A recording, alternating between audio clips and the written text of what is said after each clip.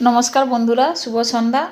আজকে সন্ধ্যাবেলার একটা টিফিনে একটা নতুন নুডলস কিনে এসেছি। সেটা হচ্ছে কোরিয়ান নুডলস, ভেজ। কিন্তু নুডলসটা প্রথমে খাইছি, টেস্ট ভালো, কিন্তু এত ঝাল সে কর নেই।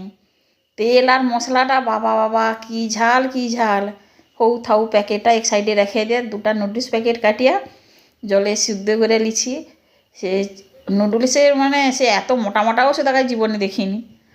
সিদ্ধ করতে সে প্যাকেটটায় ঝাল তো মশলা প্রচুর, কিন্তু তেলটাও দেওয়া যাবে না আর মশলাটা দেওয়া যাবে না। তাই জন্যে না আমি একটা ম্যাগি মশলাকে রাখছি কাছে, সেই ম্যাগি মশলা দিয়েই রান্না করব।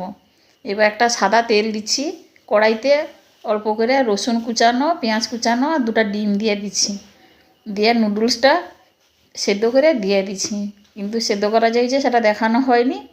এবার আমি ডিমের উপরে দিয়ে